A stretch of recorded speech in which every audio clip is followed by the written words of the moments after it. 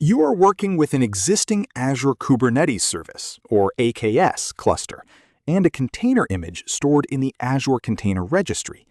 Your task is to deploy a newer version of the application while maintaining zero downtime. To achieve this through a manifest configuration file, you must perform a specific sequence of 3 actions. Consider the following choices. A. Deploy the modified manifest file. B.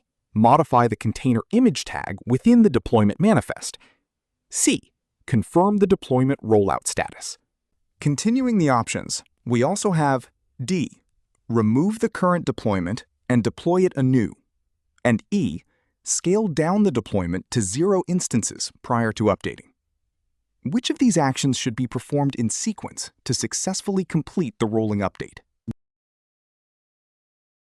I believe the correct sequence is B, then A, then C.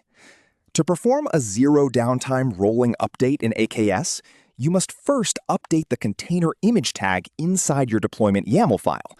This change tells Kubernetes which version to transition to. Next, you apply that modified manifest to the cluster, which triggers the rolling update mechanism automatically.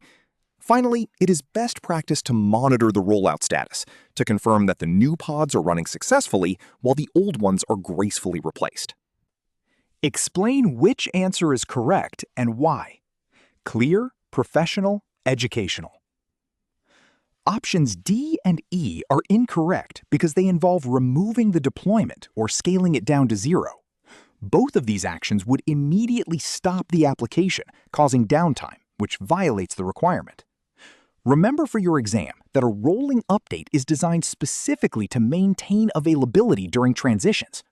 Always look for steps that involve updating configurations and applying them, rather than destructive actions that interrupt service.